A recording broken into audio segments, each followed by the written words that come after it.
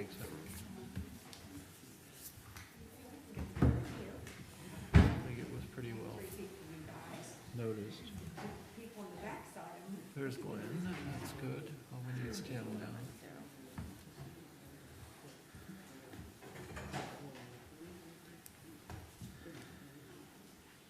Never know, right?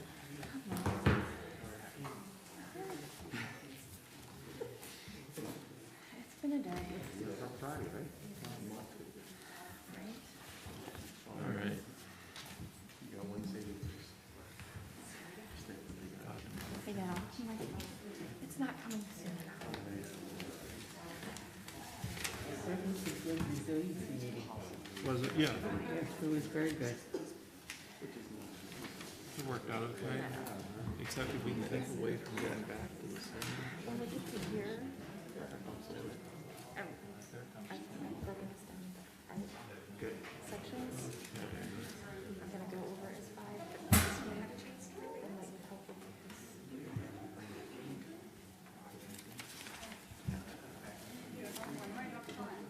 Hey, how are you? Never knows how to get that. What's the matter? Your puppy dog's having trouble? Well, they seem to be settled down with respect to Okay. Well, that's good. That's a good thing. what was happening.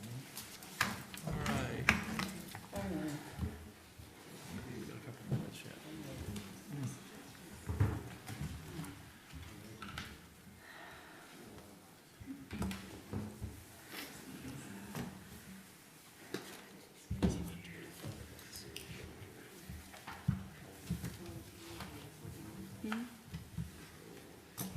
I had because I was in another meeting with that.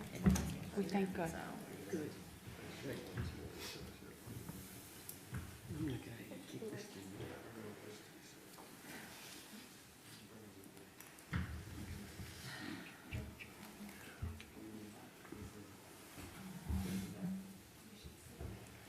You know, there's.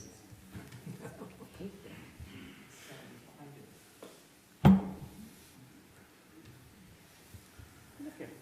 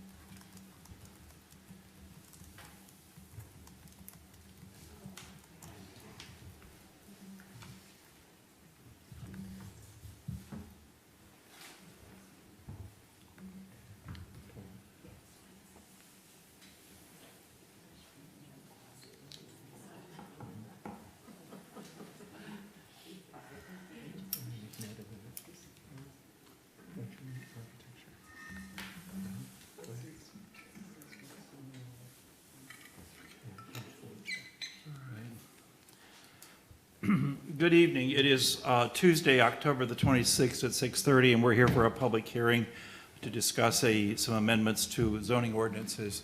Those of us sitting at the table will most likely take off our masks. We ask that those of you sitting in the audience keep your mask on, except when you're coming to the podium, at which time you may remove your mask to speak. And please identify yourself, giving your name and address. We also ask that please be respectful of the fact that others may have raised the points that you're concerned about. We would like to hear all the concerns that people have, but it is not necessary to have things repeated redundantly. So we would ask that if someone has spoken, you could certainly step to the podium and say that you concur with, and we will so note. We have a fair number of people who are participating in the Zoom. Kayla, can you tell me how many people do we have? There is currently 42 people. Okay. And for those people on the Zoom, you will have an opportunity to raise questions. Please raise your hand or submit your question in the chat, so that we can recognize you and you can be heard. So, getting started here, the public hearing is regarding an ordinance to amend Article 2, Administrative Responsibilities, Article 5, Dimensional Regulations, Article 7, Off-Street Parking and Loading, Article 12, Administrative Reviews, Variance and Special Exceptions, Article 13, Conditional Uses, and Article 14, Developmental Plans, Certificates and Permits of Chapter 197, Zoning and Municipal Code of the City of Lewis, Delaware by amending Section 19720, Historic Preservation Commission, Section 19721, Commercial Architectural Review Commission, Section 19722, Building Official Section, Section 19755, Building Height Section, Section 19761, Off-Street Parking, Section 197-62, Off-Street Loading Section, Section 19791, Administrative Review, Appeal of Administrative Decisions and Determinations, Section 197-95, Application and Review Process, Section 197-101, Zoning Compliance Report Section, Section 197-102, Temporary Use Permit, and amend Section Article 6, Access to City Street and Alleys, Chapter 167, Streets and Sidewalks of Municipal Code of the City of Lewis, Delaware, by amending Section 167-16, Design Standards. The information relating to this has been on the website. Hopefully everyone has had a chance to read. This is a very extensive collection of proposed amendments, and we have had considerable number of comments already received at City Hall. They are all posted on the city's website. Janelle, can you tell us about how many we've had received? I believe there's been over a dozen. There are a few that did come in today that have not been posted to the website, but they are part of the file and are part of the record. And they will be posted? Posted tomorrow, yes. Okay, great. Thank you very much. Recognizing that this is a very extensive item that we're talking about with several different sections of the code up for possible consideration, Janelle's going to do a presentation to walk us through what the various portions that we are considering here, and I think that will help explain some of the items. So if, Janelle, I think we could turn the floor over to you. Thank you. So Kaylin's going to help me with the PowerPoint presentation, and we're just going to go straight to the second slide, please. So I've broken this ordinance down.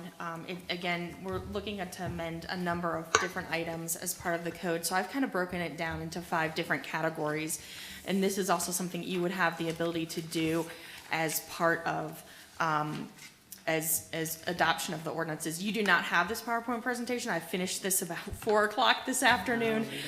This will be posted on the website tomorrow, just for everybody's reference. But so I've broken it down into 5 components, and again, this you also would have the opportunity to vote on 5 separate ordinances if you so choose to adopt any of these items. So the first, we have code clarifications. There's just been some conflict in the code, some things that never got removed from the code that we're looking to amend. The second item is the city planner building official responsibilities, and really what that does is actually recognize the role of the city planner and the work currently being done by the city planner into the code. Because currently it says pretty much most of what I do is being done by the building official, and they are not doing that work. So that's really what they're looking at. The third component is looking at the driveway access. There's been some concerns about the width and the number of accesses, so we've taken a look at that. There's also the current exceptions to the building height, making some changes to that. And I think the last one is regarding, it's part of the building height section, but it's really regarding the roof pitch for the building requirement. So on the next slide, we're just going to start with the very beginning, some of the code clarifications. In sections 1 and 2 of the code, which is 197, 20, and 21, what the ordinance does is removes the reference to the Historic Preservation Commission and the Commercial Architectural Review Commission. Several years ago, these were combined into HPARC, so the creation of the Historic Preservation Architectural Review Commission. So neither of these actually exist anymore, so the reference in code does not make any sense anymore, and they should have been actually removed at the time HPARC was created. So again, that was just an oversight when that ordinance to create HPARC, to combine the two, was created. So that one is truly a cleanup. Chapter 19755B, which is part of section 4, there's a section of code that talks about prior to 1987, and it kind of like grandfathers in that section of code. The city actually has a non-conforming section of code that actually this is not needed. So as staff was going through this, we recognized this section could just be removed, as other sections of code address, things that happened in the past prior to code changes. And if council has questions, please stop me, and I'm happy to delve more into detail. The next slide, because I think I have an actually duplicate. Yep, that one's the duplicate. Just talks about, again, getting rid of that section. And again, what it says is prior to September 14th, 1987, that references permits that were issued prior to 1987. And again, we have code that deals with non-conforming issues, so this is kind of like a duplicate that's not really necessary. The next code clarification is chapter 19761. It's section 5, and we've got a couple of different things here. And again, part of that, I apologize, I missed a couple of items. That last bullet point, we'll actually discuss at a different time. But really what it does is there are two different parking standards in the code.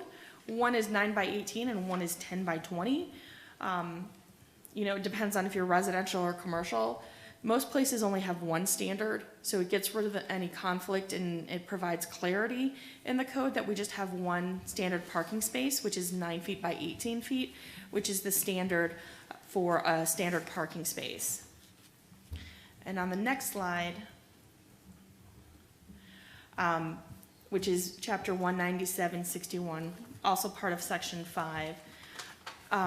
Also, a number of years ago, site plan review, the process was taken and a new process was created that created the Joint Site Development Ad Hoc Review Committee. And their role is to review site plans. The current code references that the Planning Commission has the authority to provide relief from site plan items. However, the Planning Commission no longer reviews site plan. It's the Joint Site Development Ad Hoc Review Committee that reviews site plans. So the intent is to remove the reference to the Planning Commission, because again, they no longer see the site plans, and go and make it the authority of the Joint Site Development Ad Hoc Review Committee, which is the body that actually currently reviews site plans. So that's just a clarification, making sure that the process goes with the correct board and the correct commission that's reviewing items. We're also looking at adding a requirement for lighting, as we've done a lot of site plans lately and subdivisions. One of the conditions has been that lighting shall be shielded and downward screened, and it just seemed at this time that maybe this is something we could add to the code, and just make it a code requirement instead of a standard condition that we keep adding to different applications. Because typically when you want lighting somewhere on a building or in a neighborhood, you want it shielded and downward screened. So that is that code requirement and that proposed change. So those are really the code clarifications. I think there's a few other ones that they're fixing a misspelling or adding something very minor, but those are the changes for the code corrections. Any questions on that? Did I go too fast? I think the only thing I would say is we've already begun using H Park as in existence, has functioned for several years now, and the Joint Site Review Committee has been functioning for over a year and has dealt with several large projects that have come in. So these are things that are already in use in practice. Okay? Correct. Thank you. So again, that's section 1 out of 5. The next one is the city planner building official, and really what it does is recognizes the city planner position. When the zoning ordinance was originally adopted, there was no city planner. So the duties of site plan review, subdivision review, other items were delegated to the building official. Since the city now has a city planner, the intent is to make the code and the job description match. And it also clarifies some of the responsibilities of the building official. So again, that's all that's doing is recognizing what's currently being done on a day-to-day basis, that I review the site plans and I provide zoning information and I review the subdivision plans, because currently the code says the building official does it. So all we're trying to do is make the code reference the job, what's currently being done in-house. And I don't know, and I know this was something that was brought up about with the previous city planner. So this is not me requesting this. This is just something I think that had been in the works for a number of years, even with the previous planner, that the intent was to get that job description to referenced into the city code. So the third component is the driveway access. It clarifies that there should only be one driveway access per residential parcel, and that there is a 20-foot width requirement, except for in the historic in the R4 historic, where it has a narrower driveway. Existing parcels that have more than one access would be allowed to be remained. And again, the intent of this is to really clarify inconsistencies in the code, and again, just provide clarity for staff and the public when looking at different sections. And this one actually references both the zoning code and the streets and sidewalks chapter of the code. Again, the intent is to make them the same to reduce conflict. The fourth component of the ordinance is building encroachments. Currently, we have current encroachments that are allowed to exceed the height requirements. Currently, the exceptions are chimneys and spires, tanks, elevators, and other similar projections that don't get included in the height requirement. What the intent of this does is it adds cupolas, HVAC equipment that can go on the roof. There is a requirement that it be shielded or set back a little bit so you don't actually see that from the edge. It includes antennas, telecommunication towers, public utilities, infrastructure, items to be added to that exception to allow to encroach into the height. It also proposes removing elevators as an encroachment into the height. Also, as part of that section, Can I ask you why that's the case? that was just a request that was made to consider removing the elevator. So staff made that change. If it is something that is council wants to leave in, council has the ability to just leave the elevators. I would suggest if you do want to move that, add the other items like the cupolas and the HVAC equipment, because those are not currently referenced. But again, that is up to you for that decision. Excuse me, Janelle. That statement about the elevators, are you talking about elevators or the shaft that supports the elevator? So it would be, again, part of the elevator is the shaft that goes above. So any part of the elevator would have to comply with the current height restriction. Okay, thank you. And also, a new item that's proposed is rooftop decks and their associated railing systems would have to meet the current height requirement. We do have some that exceed the height requirement because you put a rooftop deck at the top. That's fine, but when you add the railing, then that exceeds the height requirement. This is something that was considered, asked to be considered. I will also note that is also very similar to other surrounding beach communities that they have. The rooftop deck matches the existing building height. So that takes care of item number 4.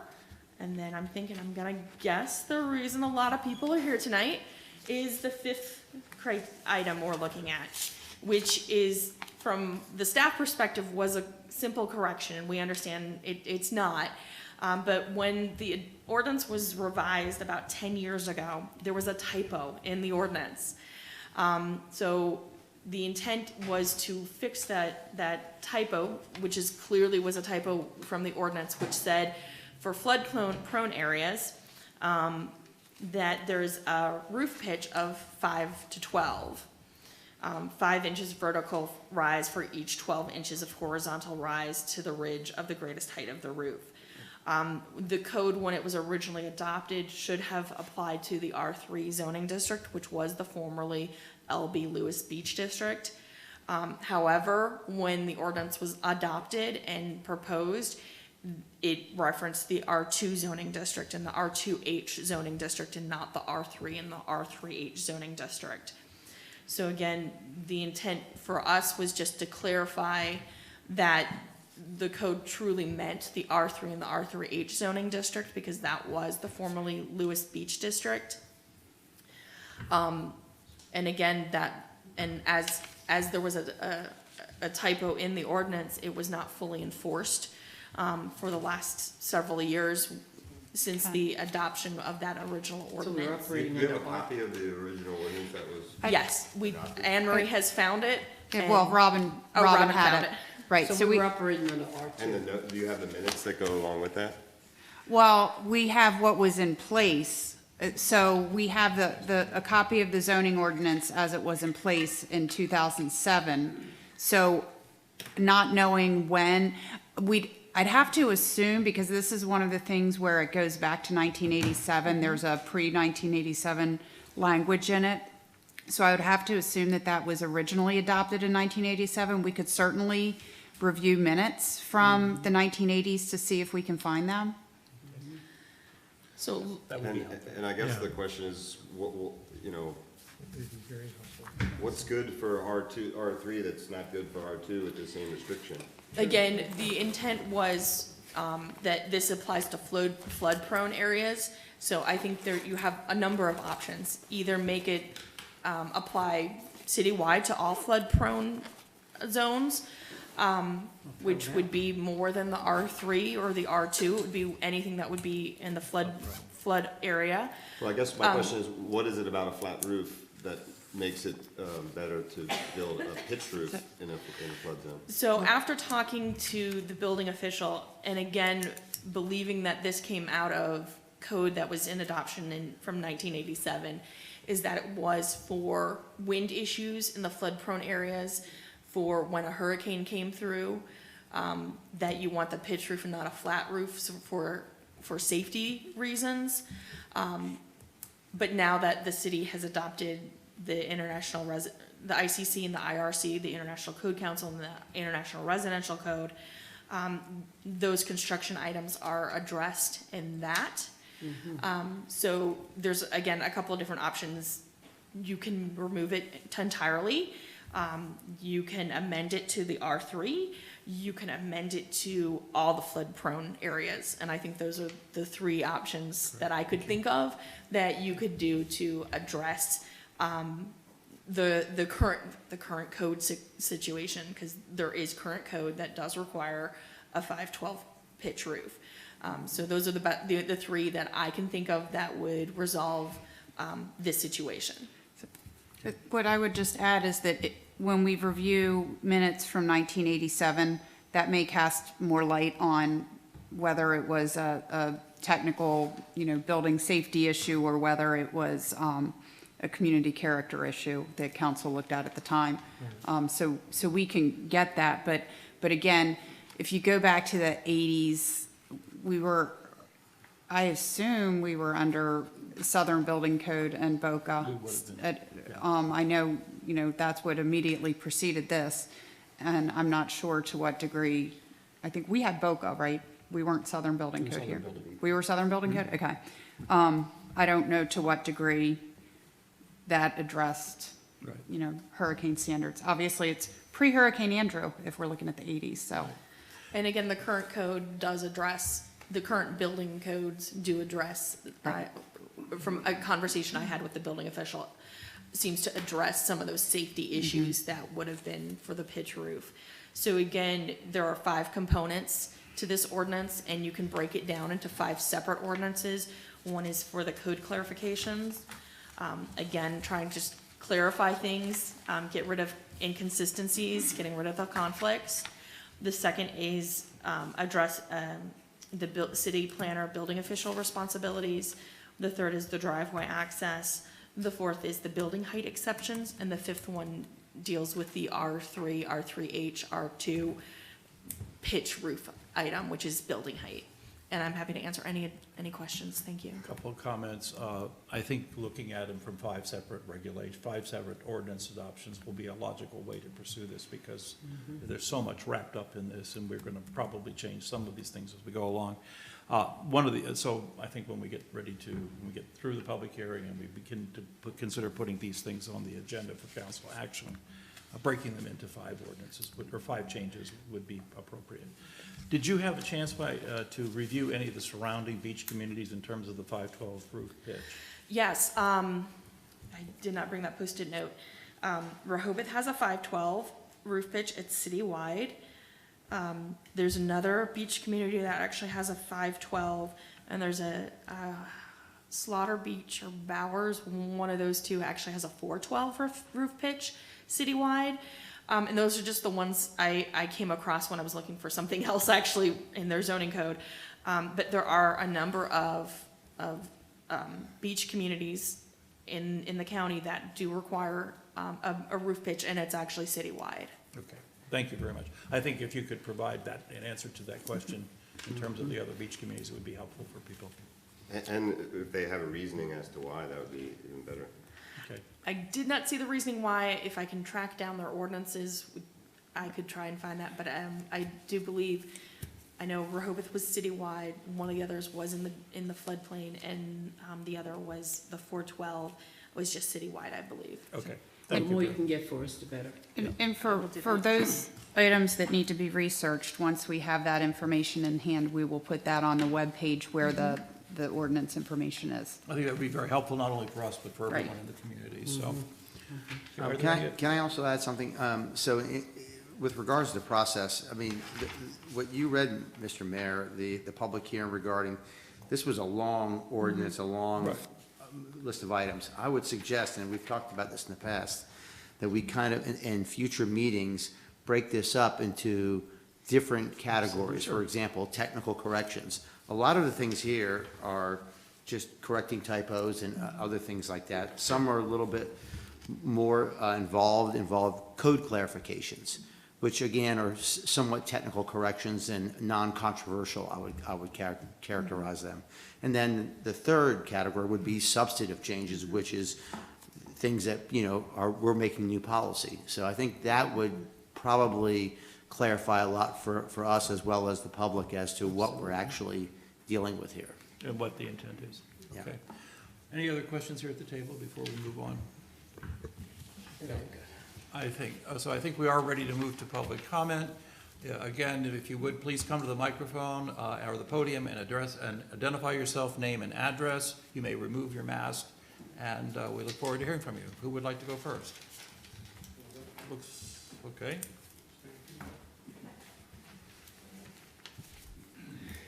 Mayor and council, thanks first of all for having this meeting. My name is Scott Saprell.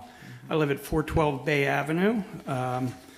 My wife and I built a house in 2018, replacing an older structure.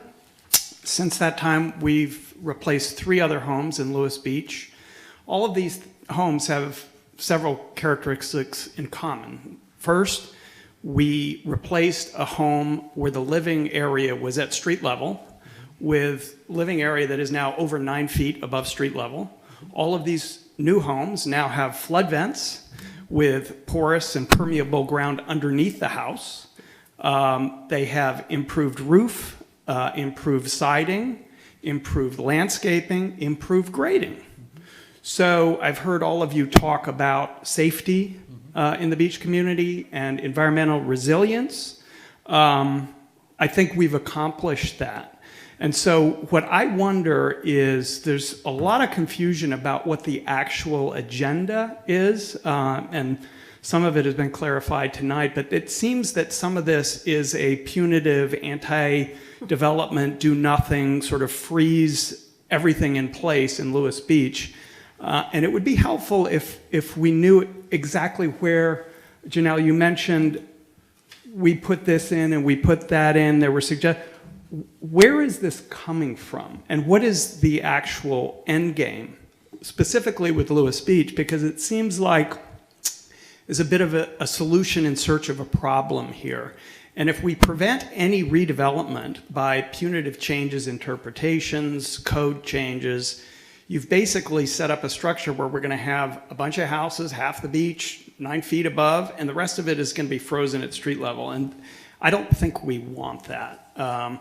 So I would just ask that you be very deliberate, you be very cautious. I think tonight's discussion shows that we need a lot more study on a lot of these issues. What are the actual consequences?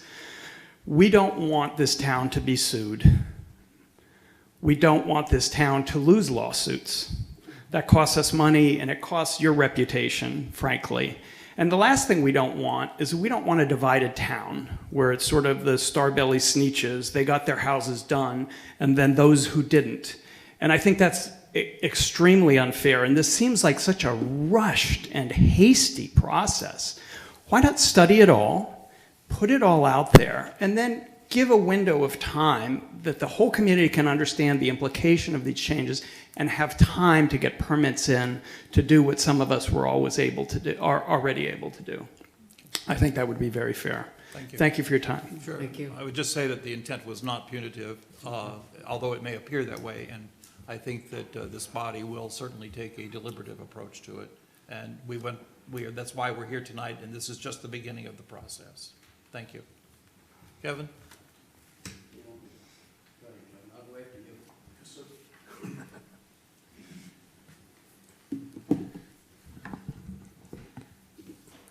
Mr. Mayor, Mr. Deputy Mayor, members of the City Council, thank you for this opportunity to testify. My name is Kevin McGinnis.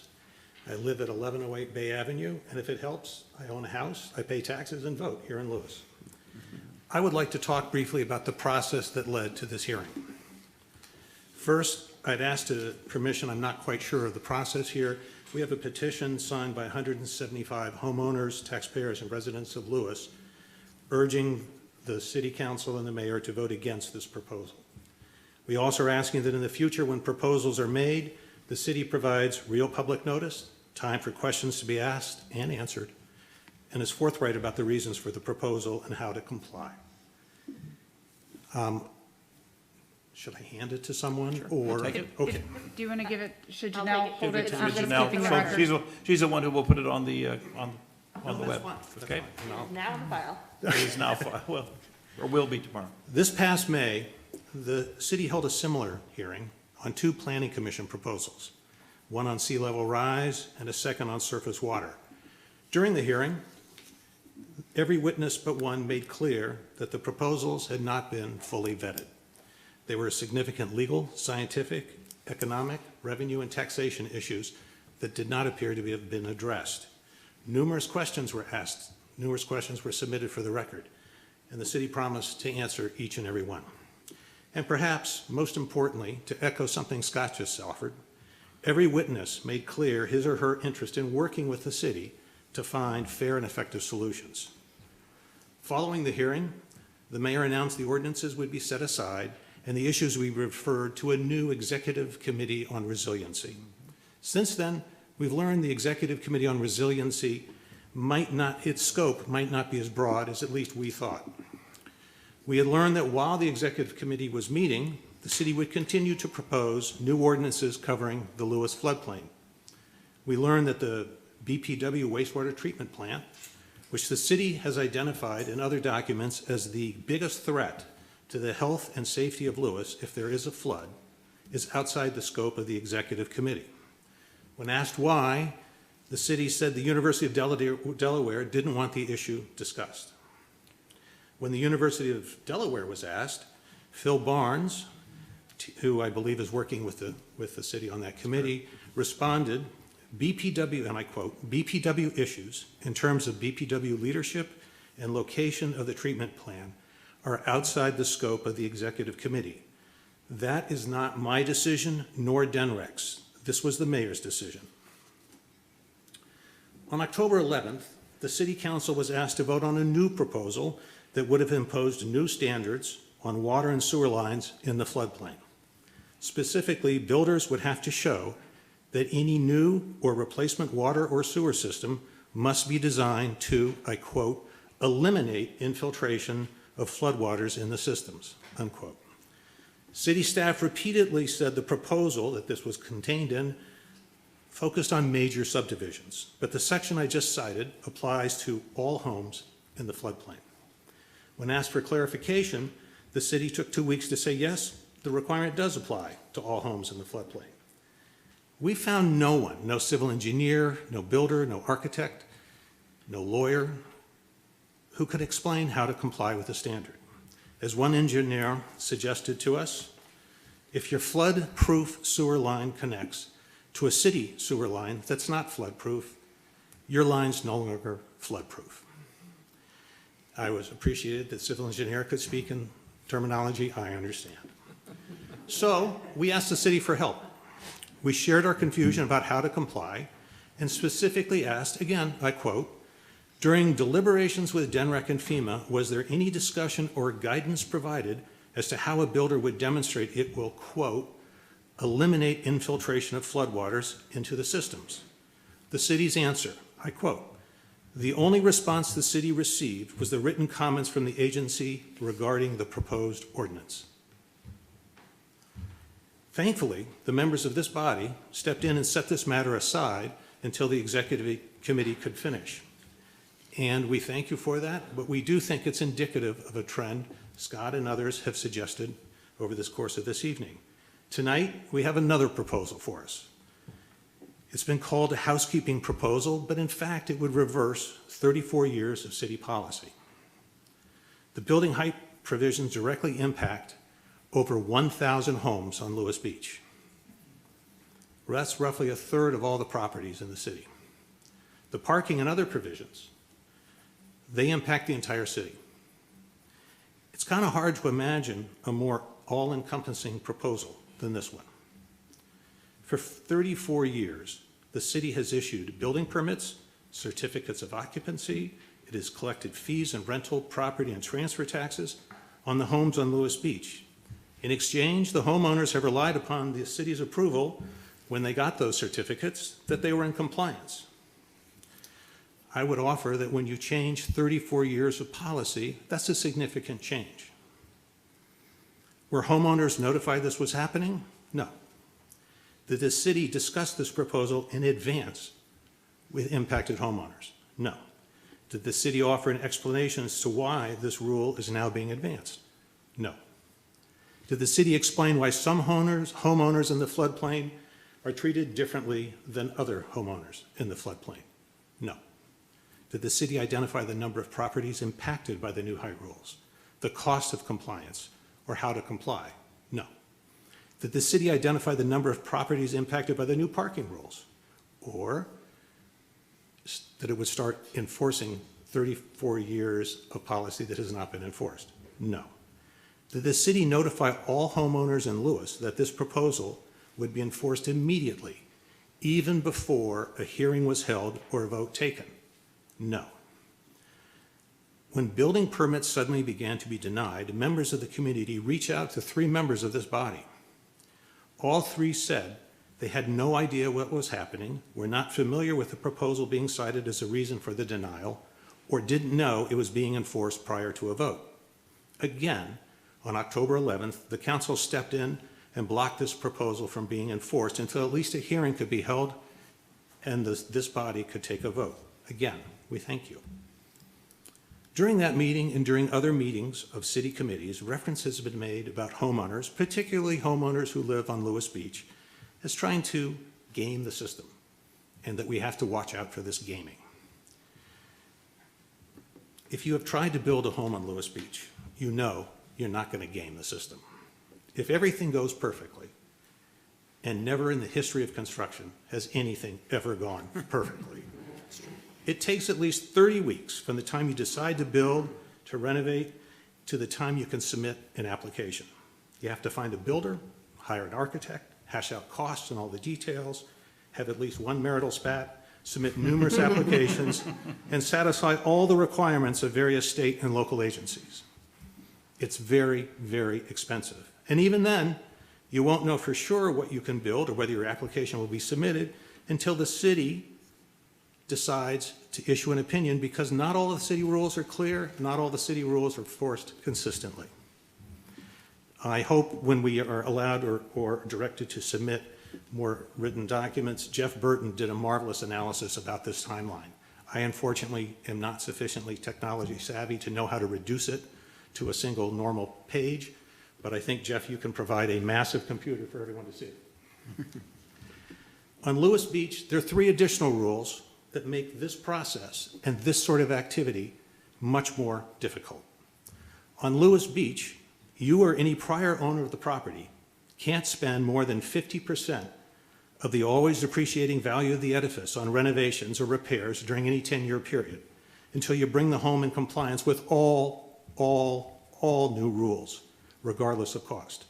Once you and the previous owner have hit that 50%, you're capped, not just on renovations, but all repairs. Once you've hit the cap, you can't fix any problems, such as a leak or a hole in the roof. You can't fix a window, or in one instance recently, repair a storm door. When you buy a property, no one tells you about this rule.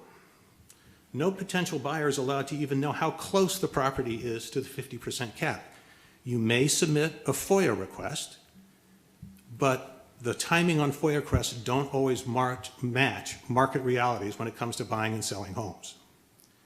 For years, we were told this 10-year rule was a FEMA rule. We now know the applicable FEMA rule is 1 year. This was a city rule. So we submitted a FOIA request to learn the reasoning behind the city's adoption, to mirror some of the exercise the city seems to be going through on the proposal before us this evening. Based upon the city's FOIA response, there was no debate, no consideration, no policy statements regarding application of this rule. Nothing. We can only hope that in this case, the city's FOIA response was incomplete. Second, if you live on Lewis Beach, you can't submit a building permit until you first tear down your home. You have to risk homelessness to learn with certainty what the city will allow you to build.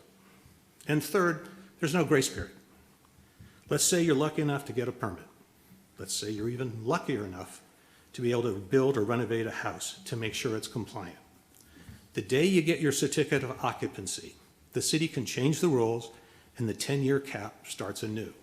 That's why people in Lewis Beach take these issues so seriously. How many times this year has the city changed or tried to change rules governing construction on Lewis Beach? By my count, 4, arguably 5, and that's just 2021. This is why this latest proposal is viewed with such concern. No one knows how many properties are impacted. On Lewis, it's estimated that at least 500 homes may now be out of compliance. 500 homes now under the 10-year clock, including many that were just built. Unfortunately, the city's policies are also placing extreme pressure on the wonderful family-owned homes that have made Lewis Beach what it is today. It's putting generations of families that have lived there, that have passed these houses down through the generations, who've paid taxes and complied with the rules and supported our community, at unnecessary and at times severe financial risk. We can do better. I won't, at your direction, Mr. Mayor, I won't repeat what I was about to say, except that Scott summed it up. I think if we had an open, honest, and inclusive discussion, this city, all of this city, could find some very helpful and constructive common ground. On behalf of the Lewis Beach Civic Association, I would just like to say, we've made this offer before. We're ready to sit down and talk with you if there is interest. We're making it again tonight, but at some point, we're going to have to accept that my grandmother was right. You can't sing a duet by yourself. Thank you. And I'd be happy to answer any questions you might have. I think I have expressed to you that we are willing to sit down, and you had told me early this spring that you were not ready.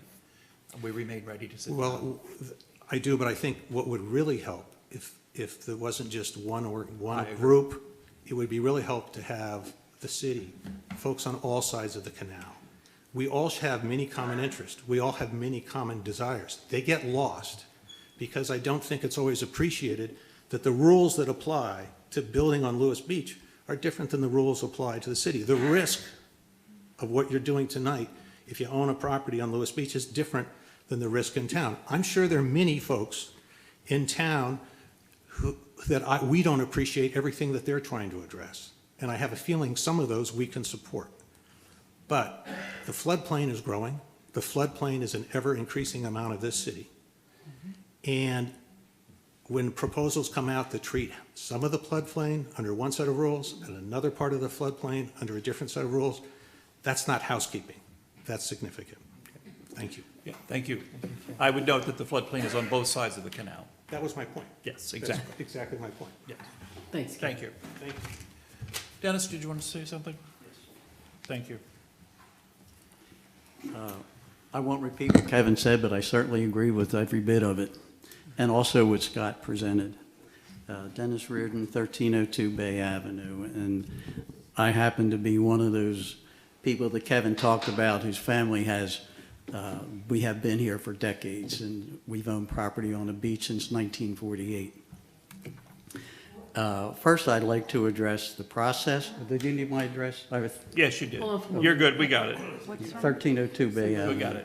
Somebody's trying to get in. I'm Oh, sorry. okay. We're just directing him around to the other side of the building.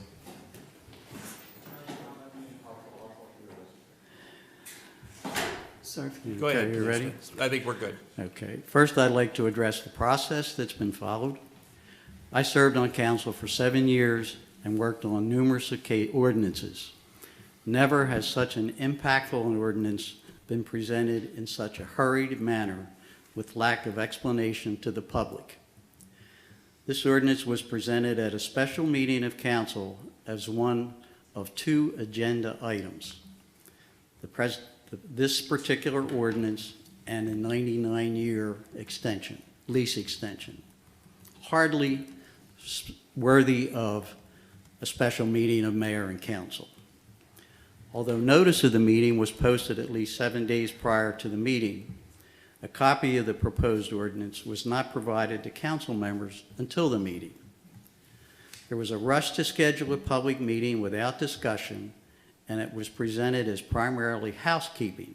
Again, this is hardly the case. Only upon the request of one member of council was it referred to the Lewis Planning Commission for comment. Council members and the citizens of Lewis are entitled to a much more open, transparent process. And by the way, I don't know what the Lewis Planning Commission did with their comments, but I don't know that they have been presented to council yet. I understand a public meeting is intended to provide an opportunity for public comment. However, in this instance, there has been no explanation of the purpose of the sections of the proposed ordinances. Janelle, I appreciate what your comments were, but there haven't been any explanations of why these things were being done. I hope you will entertain questions and provide answers that shed light on the purpose of the many ordinances in this one document. Sections 1 and 2, as Janelle stated, were housekeeping. They were the combination of the Historic Preservation Committee and the Commercial Architectural Review Committee, and they have been combined into H-Park. And I agree this is a housekeeping measure and think it appropriate to delete both from the code. However, I would submit the remainder of the changes are not simple housekeeping.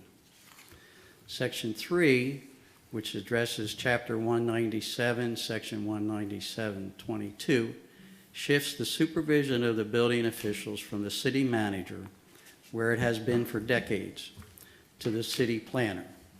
In Section 7 of this, the city planner is included in responsibilities previously handled by the building official, and in Sections 8 and 10, some authority of the building officials is shifted to the city planner. I don't believe the public should be micromanaging administrative decisions, but since it's being presented for comment, I'll take this opportunity to raise a few questions for council to consider. What's the problem that is being addressed?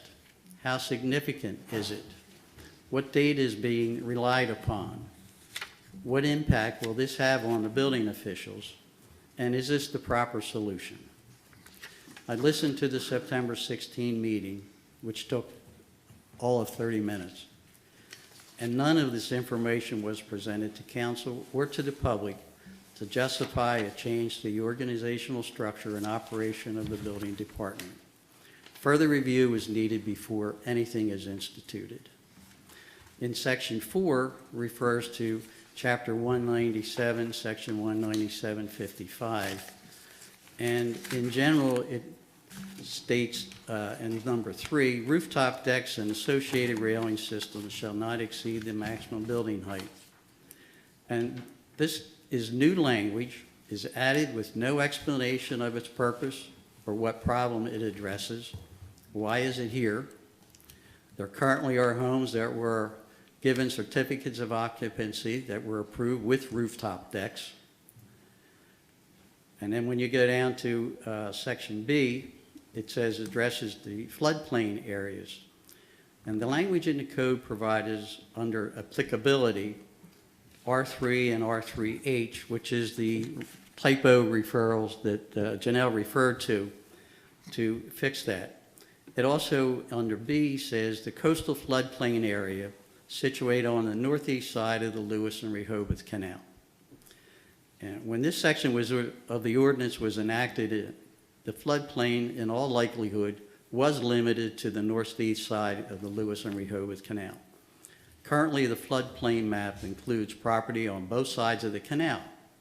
It now includes, by way of example, property between the canal and Pilot Town Road, Rodney Street, Hornkill, part of Harborview, parts of Canary Creek, parts of the reserves of Pilot Town. Any ordinance involving the floodplain must be inclusive of the entire floodplain and its applicable zoning districts.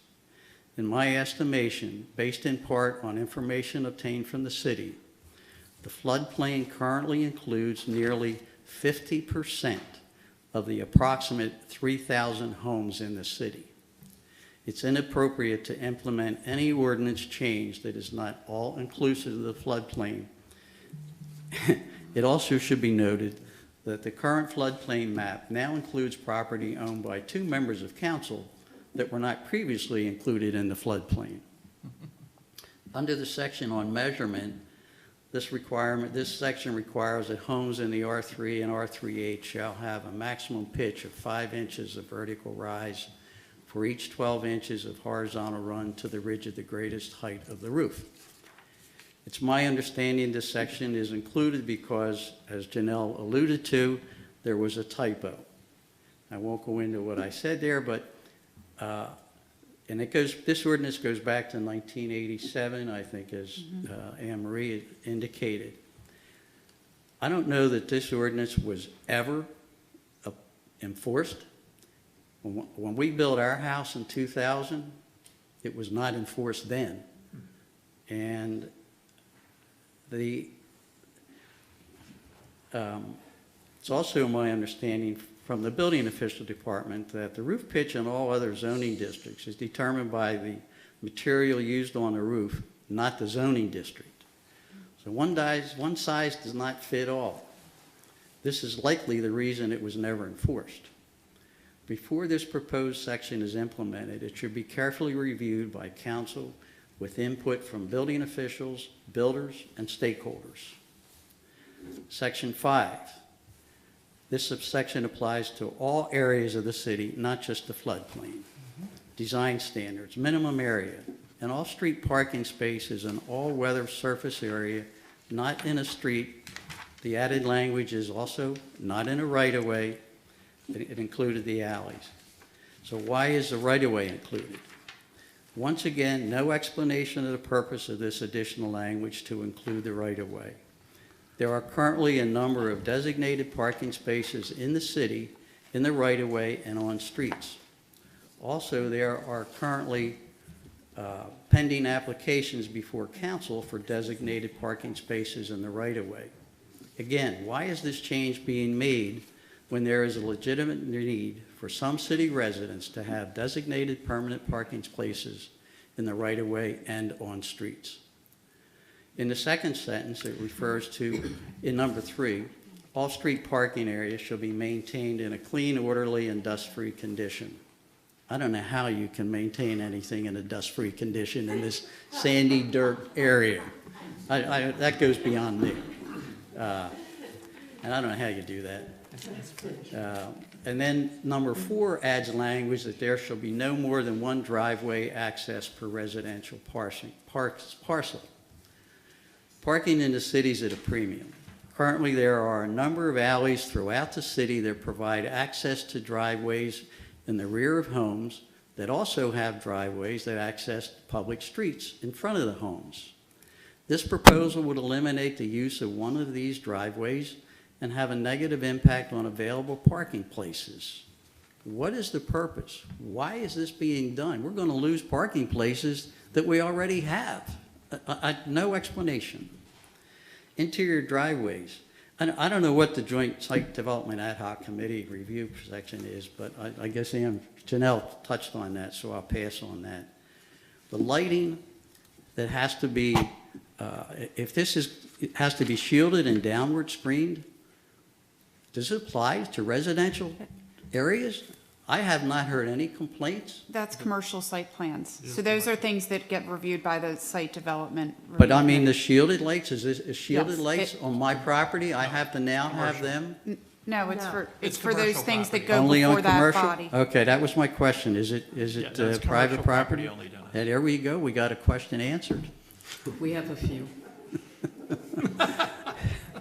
Okay, section And the site 6. plan's the same thing, the site plan. Yeah.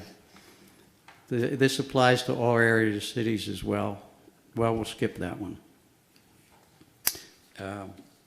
I think that covers most of what I would. The last one I wanted to address is the design standards in section 11. That language that there will be no more than one driveway access per residential parcel. Again, I don't understand the purpose here. We have a number of parcels, residential properties, that have driveways in the front, driveways in the back. This provides more parking public parking on the streets. Again, why is this here? I don't understand it. This has all not been vetted properly. And so it's my recommendation is to take no action on the entirety of this proposed ordinance and start over. Thank you. This ordinance makes significant changes. It's not just a housekeeping measure and will have detrimental unintended consequences if enacted as drafted. Each section should be reviewed and fully vetted in an open, transparent setting. Stakeholders should be identified and allowed to participate. Thank you. Dennis. Do you want to submit that in written copy? Please. Dennis? Yeah. Do you want to submit that in written copy? Yeah, I'll send it to you. Okay. I'll send it to You you. you can do, Thank you. I'll eliminate some of this and I'll send you the revised section. okay, Thank you, Dennis. great, thank you. All right, who else would, In the back. okay, David, come on up.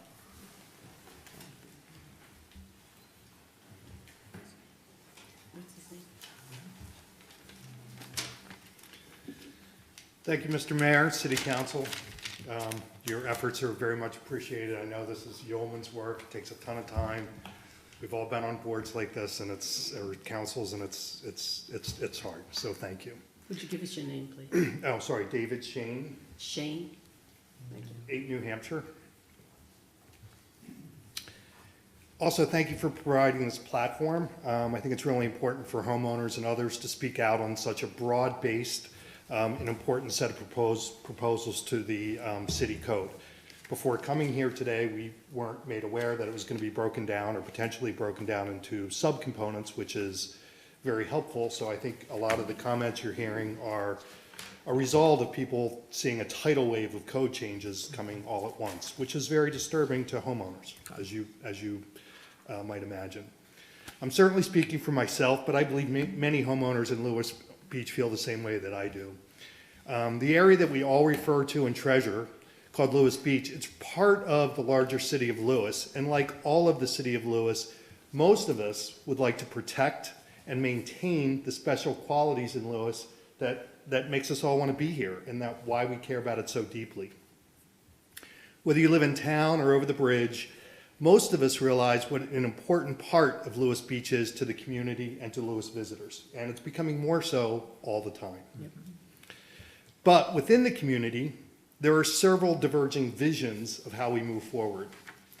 You know, there are those that want nothing to ever change. Don't change anything.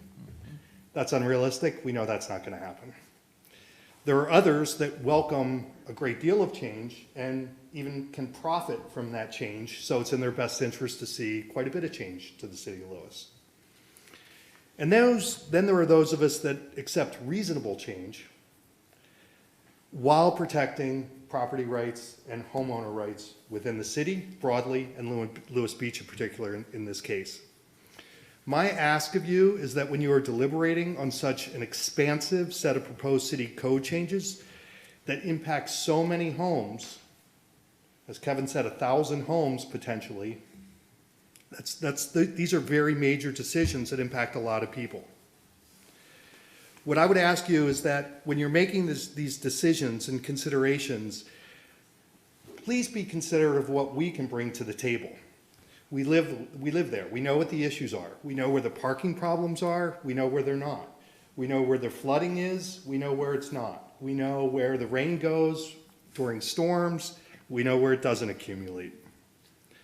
Most, not all, but most homeowners would like to maintain the character of the community, but with the ongoing ability to maintain their homes, remodel, improve, and rebuild in a way that's not impinging in an unreasonable way on the rights as homeowners.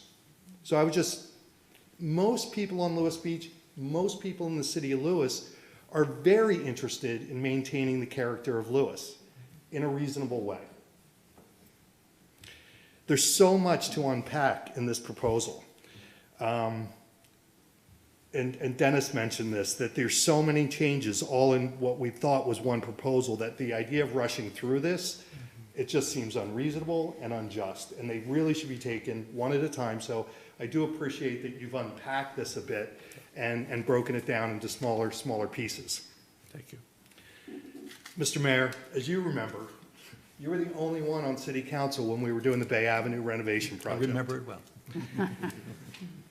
At the beginning of that process, the people along Bay Avenue, and in fact, the beach area in general, and some members of council at the time were proponents of basically blowing up Bay Avenue and putting a 16-foot highway down the middle of the beach. We were pretty far apart in what we viewed as what was a reasonable solution to the issues. There were sewer issues, water issues, drainage issues. A lot of people at the time didn't realize, unless you live on the beach, what a pedestrian promenade that is. It's the result of what we accomplished all working together was this multimodal trail, really, that we all enjoy all the time, and while bringing the standard of Bay Avenue from basically one big pave of potholes to a reasonable conclusion to the project. I would echo some other thoughts here that just given the opportunity for collaboration, I believe the city and the homeowners on the beach side and in the city, we can achieve similar results. But I would ask you just to slow down and put a pause on some of these proposals and work through how this is impacting so many homeowners, some that just recently bought their homes for a great deal of money with ideas that they were going to renovate or expand the home. So there's so much at stake here in terms of financial stake, what we all have in terms of sentimental appreciation for properties in Lewis. But I would just ask you that, again, life is the old 80-20 rule, right? Like, please don't let a couple of bad actors impact something that will cause problems for the majority of the people, both on the beach and in fact in town as well. Thank you. Thank you. Thank you. David, you'll recall that I chaired that Bay Avenue, and I sat through, and you with you, Yeah, I and was many there. others, Yeah. a year and a half's worth of discussion, and I think the kinds of things we're looking at tonight, I hope it won't take a year and a half, but I fully expect that this council will go through a deliberative process before we make any of these changes. And so, you know, I think we ended up, as you said, with a very successful project. It was a gold standard. I mean, it was really But fantastic. It took a lot of give and take, and there, we didn't agree at the first, so, but I It chaired worked- that project. it worked out okay? well. Okay, thank you. Thank you all. I will submit this tomorrow. Great, thank you, David. Would anyone else like to speak? Yes, sir.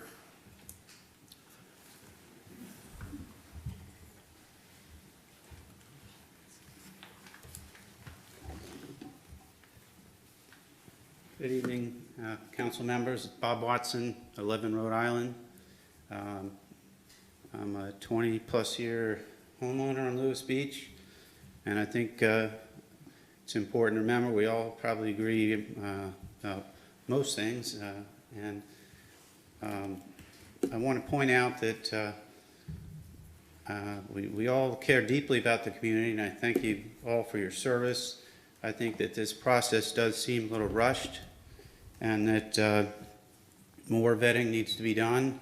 There are a lot of people that are residents that are very, offer a lot of skills and thoughts.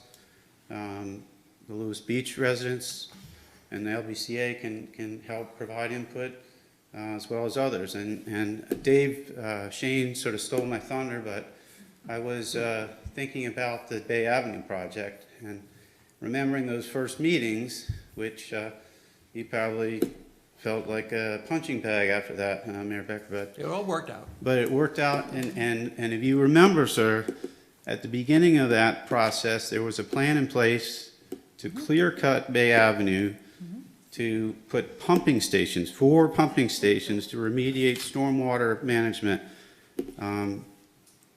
Obviously the community got involved. There were some resident homeowners that were experts that came up with solutions that saved the money millions of dollars. Not only initial capital outlay, but can you imagine what it would be to maintain pumping stations on Lewis Beach to pump water away from sand? Anyway, it was a great example of what this town can do with a collaborative effort and with people coming together that we all care about it. I think I would respectfully ask that you vote no or not pass this tonight until there's more public vetting and more involvement from the community. But thank you all for your service, and thank you for having us tonight. Thank you very much. I want to assure everyone that we will not be taking any action tonight. And I also want to just, the 4 pumping stations you pointed out, they were considered, and after considerable deliberation, what happened was we went back with a porous pavement, which the city ended up, as you may know, the porous pavement was about a 50% increase over the cost of the original paving of the street. So there was a lot of effort back and forth between the city. And today, here we are several years later, many years later, and the porous pavement is still, although we had a lot of naysayers, the porous pavement is still working very excellently. So thank you very much. A great example of a solution where the community and the council came with it. Thank you. Your effort. Well, no, I'm not looking for that. It's just how we got there. Yeah. Okay, thank you very much. Thank you. Anyone else care to speak? Yes, sir. We got a couple of people.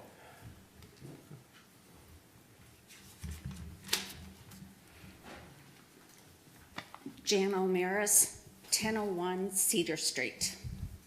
The stated purpose for the ordinance is to promote the health, safety, and general welfare of the Lewis community.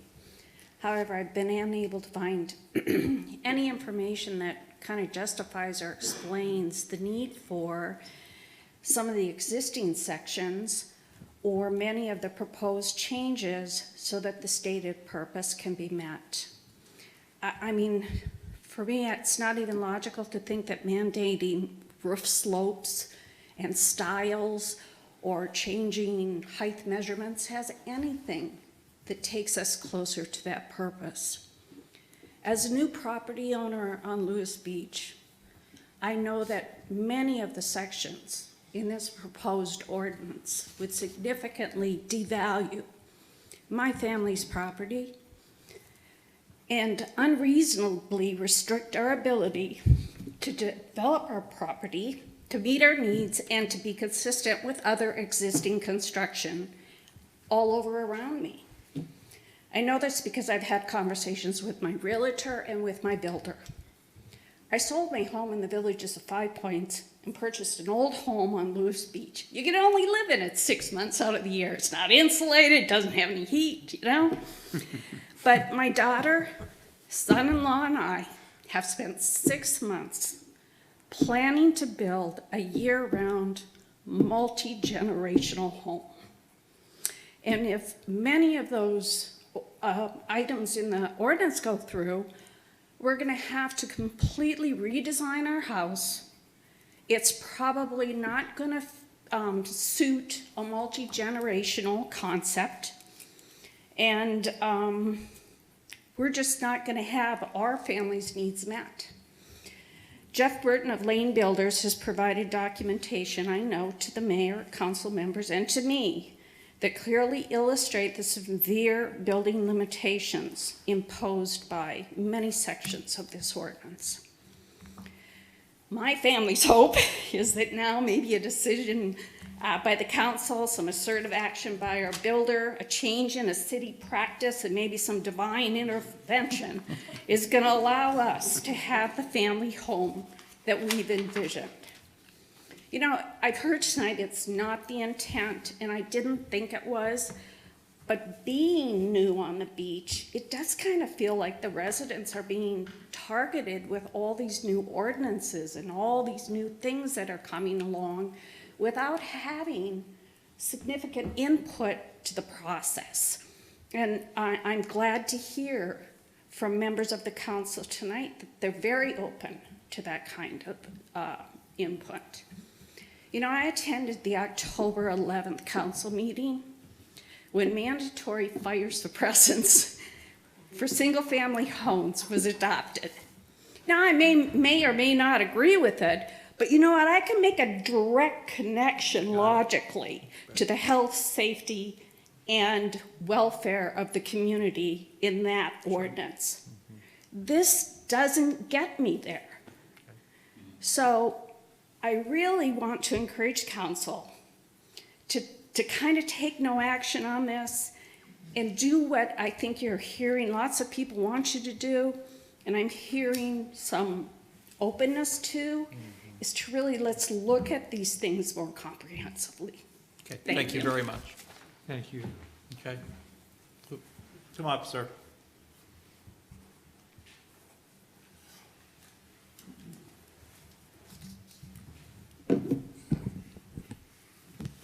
Good evening, Mr. Mayor. Good morning. Good evening. Deputy Mayor and City Council. Brian Hobbs, 108 New Jersey. First, I guess for the record, let me say I endorse and support everything you've heard so far. So, like the last speaker, my wife and I and our 4 kids are newer people to Lewis. And I'm not going to, I guess, read what I wrote, which said much of what you've already heard. I just want to connect with each of you and say, we bought a house because you all created something special. And not just you all, excuse me, but you all, right? Many of you who have spoken, and many of you who have built, and many of you who have sold, have created something beautiful here in Lewis. We saw that 15 years ago when we rented, and then a few years ago when we had the opportunity to buy, we did.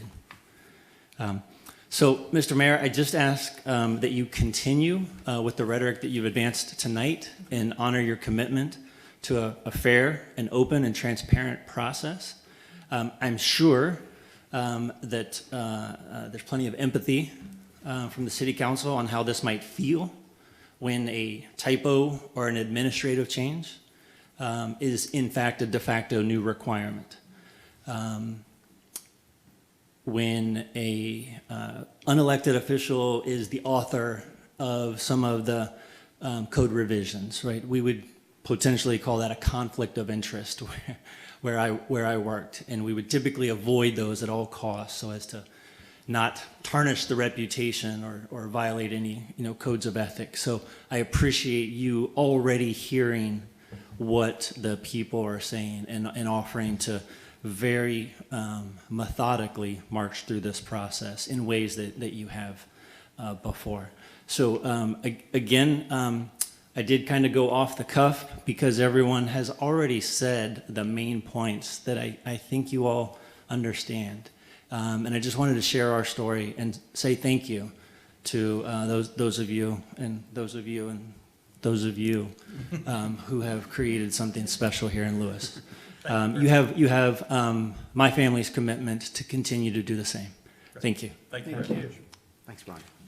I'm sorry, can you make sure that you submit your written comments for the record so that we can reflect them in the online packet as well? Good. All right, is there anyone else who would like to speak? Jeff?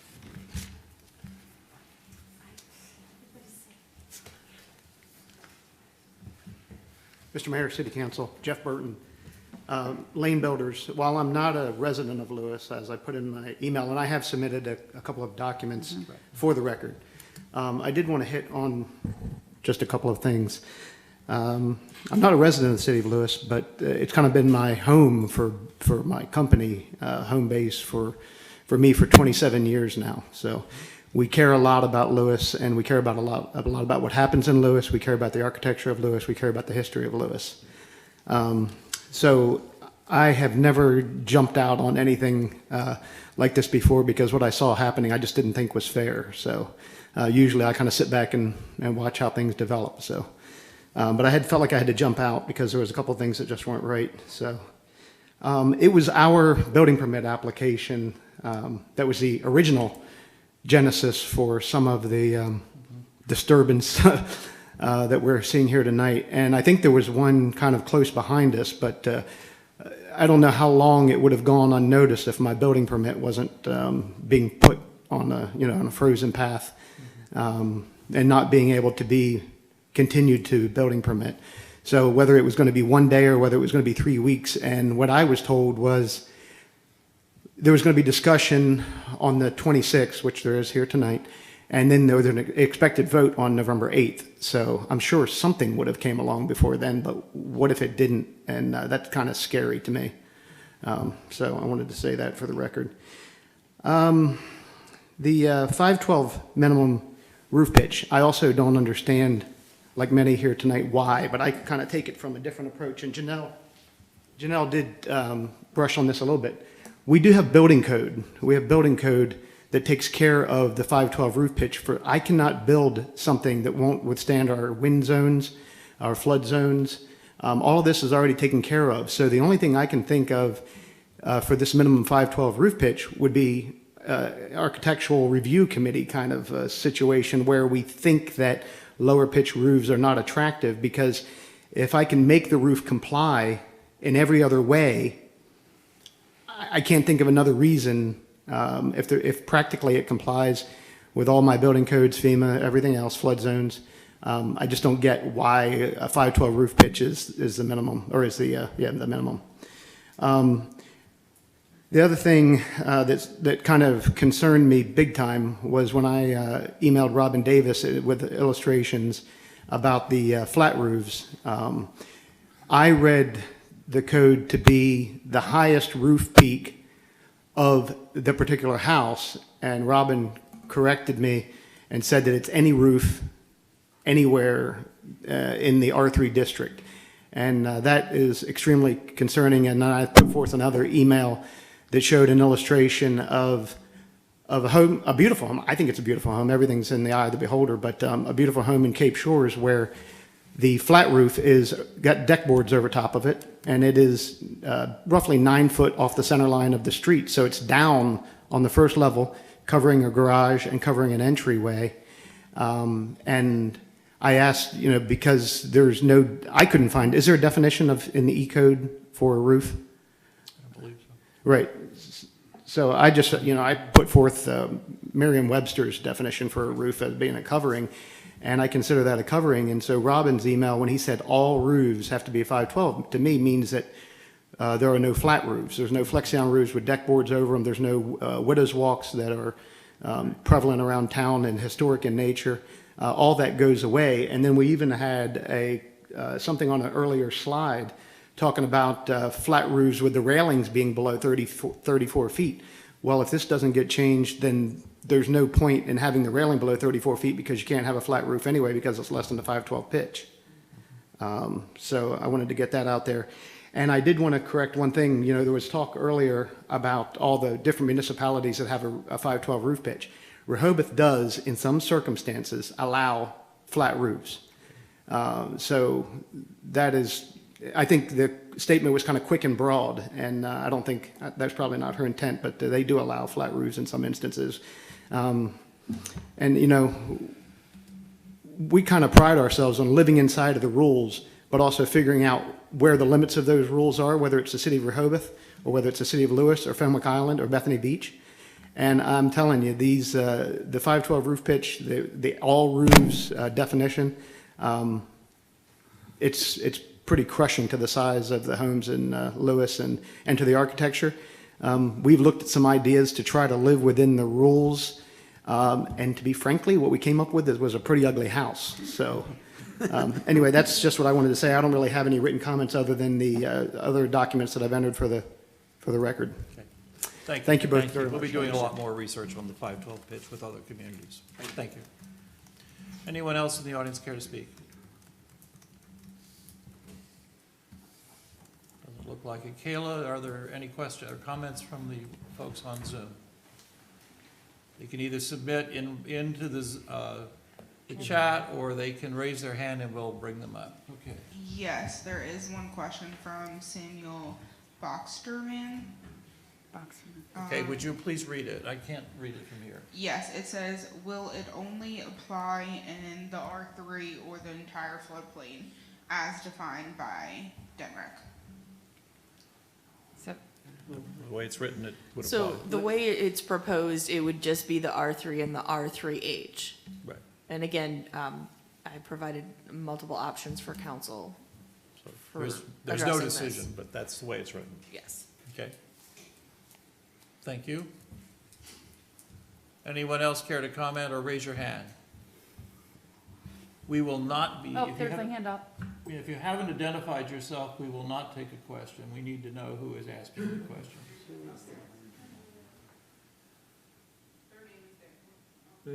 There it is. Okay, it's Cole Flickinger. Cole, you want to bring Cole up? Yeah.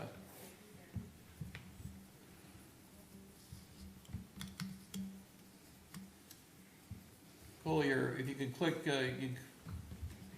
He should be. Can you hear me? we can hear you. You can also click in your video and come on screen if you want. Somehow I'm not seeing the option for the video. I apologize. Okay, no problem. No, I wanted to keep it brief. Mayor and council, thank you for doing the public hearing tonight. And just wanted to say that we agree with a lot of what was said from Kevin and Dennis and Mr. Burton. And I think really what our concern is when we're addressing dimensional changes to the code, they need to be studied and looked at holistically, not just one piece of the dimensional requirements, such as the building height or the roof slope, because we think the roof slope and the building height and the lowest habitable floor elevation, because the floodplain and the setbacks, they all go together in a big equation. And if you change one, it has implications to the other. There's like a push and a pull effect. And I think that the city going forward should provide diagrammatic explanations with the consequences of the changes so that the public understands what the end result is. Which I think Mr. Burton mentioned, well, you know, if you pay an architect and you set up all the boundaries that you have to design within, from the setbacks to the heights to the floodplain, you ultimately end up with a design of a house, and it may or may not look good. And so we know there's other committees in the town that are working to raise the freeboard, and we've spoke up in the public hearings in the past that if we're going to raise the freeboard, we need to raise the building height for the reasons that we're discussing today, you know, to be able to preserve a traditional looking roof line. And then there's others that may like the modern roof line that's flat. So it really is a question over architecture when it comes to the slope of the roof. But also, too, I mentioned, you know, some of the newer houses, people park under the houses. And not all the houses. Our house on Cedar Street, we don't have a garage. But there's also we have traditional roof lines at our house on Cedar, but we don't have a garage, which means we have a bigger driveway. And so there's a lot of things to consider, I think, at the beach. You know, if you want a house that's lower with a steeper slope roof without a garage underneath, you might need a bigger driveway. But then there's pressure to reduce the amount of impervious cover on a lot. So if you restrict the size of the driveway, that's going to motivate a homeowner to make a 3-story house with a garage underneath and capitalize on the lowest space. Because you can't habitate anyway because it's in a floodplain. Put the cars under the house and minimize the driveway. So there's just a lot of cause and effect to dimensional changes that are being proposed over this past year. And what we would hope is, you know, that maybe we work with some architects and engineers and planners that can provide some sketching and some illustrations so that the homeowners understand the consequences of the changes being proposed. And I'm happy I've submitted some diagrams in the past in the public record, and I think some others have as well. I'm happy to volunteer my time and do any kind of sketching or diagrams to help. That's all. Thank you. Thank you very much, Cole. Thanks, Cole. And if you have things you'd like to submit, please do it to Janelle, and she'll make sure that they get incorporated into the record. We've got a hand up. Okay, we've got a hand up in the back. Yes, sir. Mr. Mayor and Council, Chip Rossi. My wife and I are at 216 West Cape Shores Drive. You know, we've been renting in the area started 20 years ago, and we've been a property owner now for 12 plus years. And I agree with just about everything that's been said today. I want to thank you all for your service. It's very much appreciated. And the one thing that I would ask of you, and what I've heard the spirit of the discussion is around collaboration and transparency. And as a homeowner, I am still trying to figure out everything that applies to me. And, you know, the driveway situation today, what former councilman broke, I was thinking, what does that have to do with safety? So what I would ask you to consider is, in the spirit of transparency, if you can let the homeowners know, listen, these 5 areas, and you've heard questions about zone 3, zone 2, which one does apply? If you could just help us understand, your home, these 5, 3 of these 5 apply to you. This home, all 5 apply to you. It takes it off the table, it creates transparency, and I think it'll create the dialogue that you want to drive an outcome that's going to be favorable for all and keep this community the way that it's been for so many years. So, thank you. Appreciate it. Thank you very much. I appreciate it. All right, are there any other questions from the room? Yes, sir. Or comments from the room? Yes. So I'm Harry Schiavi, 203 West Cape Shores Drive. Delaware native, but a kind of a newbie to Lewis, and thank you so much for your service. I just want to make one point clear. I do agree with everything that everybody said here. But in making decisions that are this critical, I want to ask that you emphasize the importance of third-party expertise. Learned intermediary third-party expertise. And I don't know all of your bios. I don't know what you're experts in. I know that you're great public service people, and everybody's got their own levels of expertise. But in this particular case, because of the emphasis and impact that it has on so many people, that I honestly don't care what Rehoboth does. I don't care what Newark does either, right? Because I can make all kinds of arguments that we're not the same as Newark, and we're not the same as Rehoboth. And so when we use those as comparisons, those should support recommendations that come from third-party vetted experts and then say, hey, you know what? Rehoboth came to the same idea. That's good. Not leading with, well, what's Rehoboth doing? That's nice, but the real decisions should be made with third-party expertise to support it.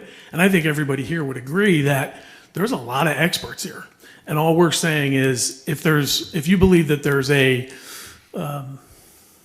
another motive for somebody, bring somebody else in with the expertise. That's all. Thanks so much for your service. Thank you. Thank you. Yeah. All right, do we have another hand up? Looks like Cole's, no, okay. Yeah. All right, anyone else in the room care to speak? There's another hand up, but there are questions. Okay, please, let's go to the questions.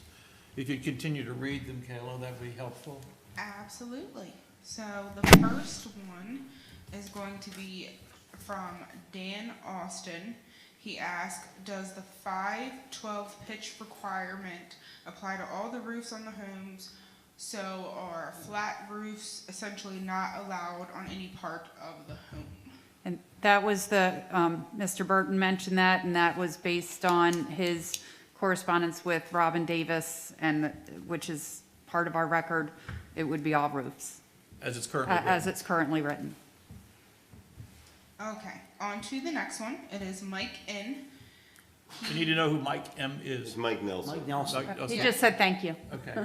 Wait, no, he said that there's a comment Oh, about that. sorry, missed that.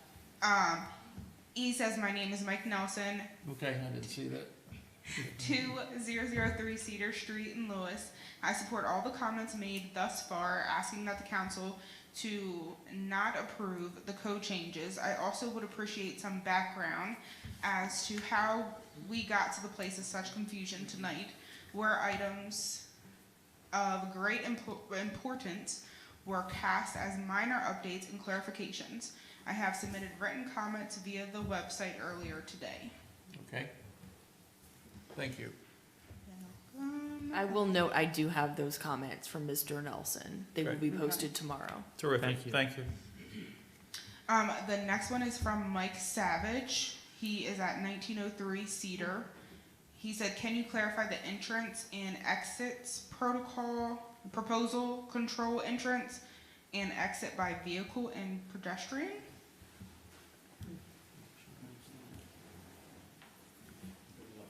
Do you want to comment on I mean, Sorry, I was writing down the question. About I mean, I think the answer is that under the proposed ordinance, that each residential property would be able to have one driveway access to a public street. I mean, that's the gist of the proposal. I think parking is probably part of that. I think the other piece was that it was nothing in the right of way. Great. It doesn't say, I mean, there are I mean, I guess that, well, okay. I guess that kind of goes hand in hand with the encroachment policy, though, because exactly. we're not allowing people to improve the right of way anyway. Right, exactly. Good. All right. Okay, last one is from Dan Austin again. He asked, there is a portion of the ordinance that lines need to be drawn in driveways that hold more than 4 cars. Oh. My backyard is a driveway approved by the city that has a previous yard that can park 5 cars by the rear alley. Do I now need to paint the lines on my lawn for designated parking? He doesn't need to do anything now. The intent for that is for the non-residential uses where you have a parking lot. If you just have a couple of spaces that are your required off-street parking, you could, Yeah, you that's don't for, have to line them. again, that's for commercial, and because we were messing with the commercial parking spaces. Exactly. That section of code was also referenced, but there were no changes to that, and that does Residential. not apply to residential. Right. Okay. All right, Kayla, any other comments or questions there? Any other No, hands sir. raised? I don't see any other hands. No, sir. Okay. I have 2, points of Well, clarification. let's hear from Nick first, Right. okay?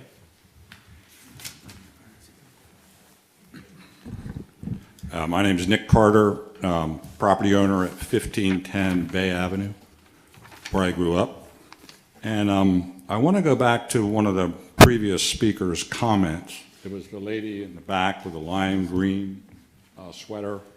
And she made a comment about some sort of an undertone of Lewis Beach being targeted.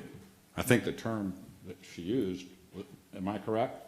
Yes. She said that there's an undertone, and maybe some of the people in this room feel the same way, that Lewis Beach is being targeted with these ordinances to restrict what we can and cannot do.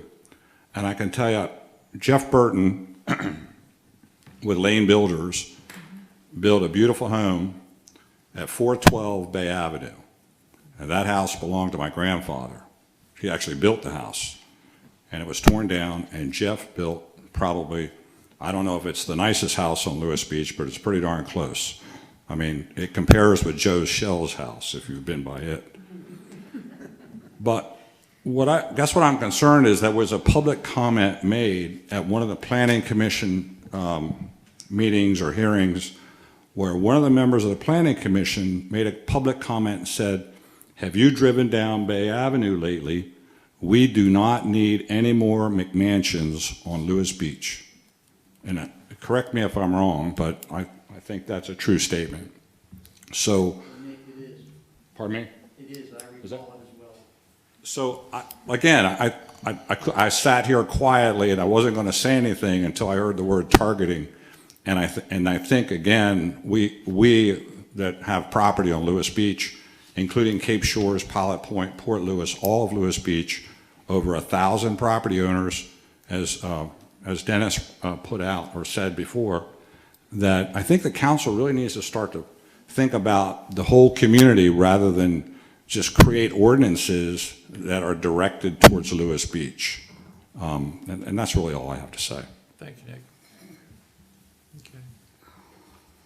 Is there anyone else who cares to comment here this evening? Kayla, you got another comment? Or does someone else who wants to raise their hand? Who's raised their hand? So, sorry, I should really keep this on. Now we have 3 comments. Okay. Jana, I'm totally gonna mess up her last name. Jenna Buffone? Thank you. Jenna Buffone. What does it mean that you will table this until further research? Exactly what was said. We won't be taking action on it, at least the majority of it. And we may consider some of the things regarding H Park and that more relatively soon. But I think other things that we've discussed here, the primary focus of what's gone on here today, we'll do a lot more research on, and we'll continue to hear public comments. And as has been suggested here, we will engage more of a dialogue with the community. See where we end up. Okay, last one.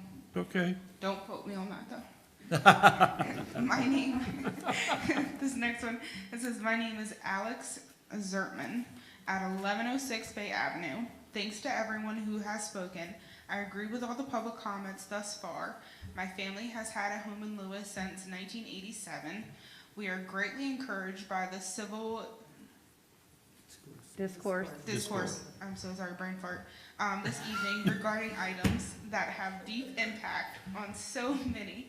I hope that the mayor and the council will hold off on these ordinances for now until a further full discourse can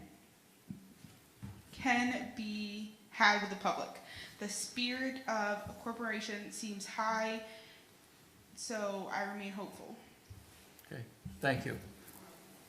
Alice, thank you for your comment. I think that the spirit that has been echoed from this table tonight is uniformly agreed upon, and we will continue to work on it. Are there any other comments here in the room this evening that anyone would like to share? Okay. Well, we'll certainly keep this record open for at least 2 weeks, I would think. So I just want to get the date. Yeah, let's get a date. Okay. I just want to also just clarify this is not under a pending ordinance Correct. provision. So It is no longer under a Correct. pending So ordinance. none of We these no one's restricted by these currently. Correct. There is none of this is being, which originally was the effect.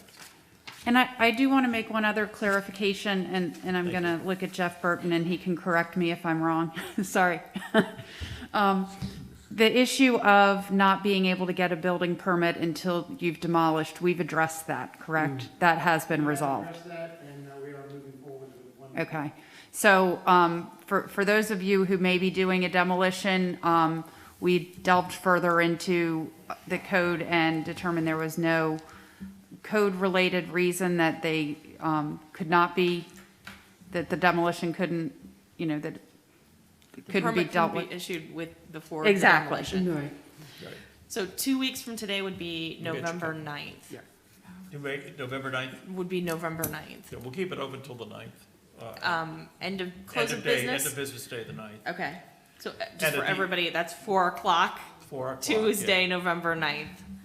Does LPC plan to take this up? Yeah, LPC has already had a discussion. They have not provided us any comments. Well, they would like to they would like to discuss it at their November 18th meeting. I think if we So- have, that's why if we close the record on this hearing tonight, we can provide that information to LPC as well. Okay, And to give them a chance to have have a review of that, of the comments that we've received here tonight at their meeting on, later in the month. Correct. Okay?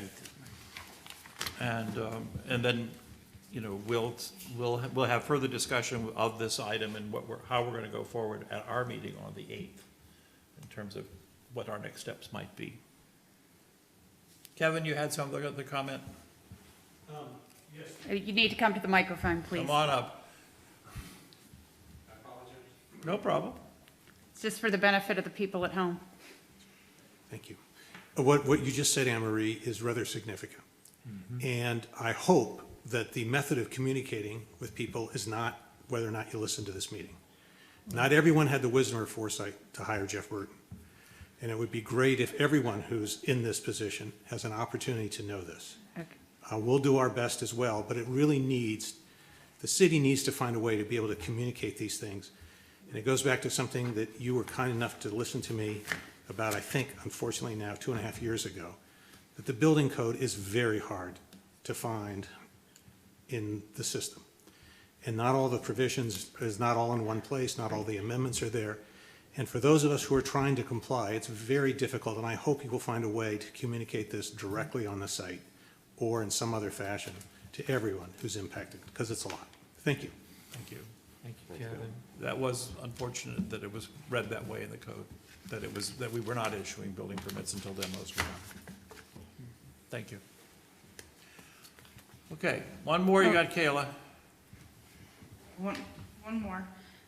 Mike Nelson asked, may I get a building permit to install a roof railing that complies with the code as it currently stands? Yes, you may. He may go talk to the building officials and submit his plans. And I guess that goes back to what Councilperson Williams said. At this point, nothing has changed. So the code as it reads today, as it read on September 1st, as it relates Still to in these place. items, is still in play. Okay. Are there any other comments this evening? Okay, Nick. I hope that the council is considering the impact on real estate values as to how these ordinances are going to impact the values, because everybody in this room has a vested interest in real estate values. And as I think most of us know, there's very little inventory, and Lewis has been discovered, and our values tend to be going up. So I think we're sensitive to that. I'm sure you're considering real estate values, but I think it's very important. Sure will. I think we are sensitive to that, and I'm sure it will be part of the consideration. All right, Kayla, you have anyone else who wants to speak? No. Okay. Anyone else in the room care to speak yet this evening? Not, we will keep this record open until the 9th, at which point this will then be shared with the Planning Commission. I anticipate that the Planning Commission will have significant conversation and discussion of the comments that were provided tonight and other things that they may have at their meeting, which is, when is that going to be held exactly? November 17th. Okay. So that would be the next opportunity that It's there would the be a regular public scheduled discussion of what we heard this evening, and that would be at the Planning Commission. And as I said, on the 8th, we will talk further about what next steps we're going to do with this ordinance, perhaps clarifying that we are breaking it into 5 distinct categories and considering what's reasonable that can be, we can move on and what needs a lot more clarification. And let me just say that we hear you. Okay. Okay. All right. Hearing, if there's no further questions in the room or online, I would suggest we could entertain a motion to adjourn. I'll make a motion to adjourn. Thank you, Andrew, and thank you, Tim. All in favor? Aye. Aye. And perhaps the little bug on the floor will go home. Yeah, Thank you.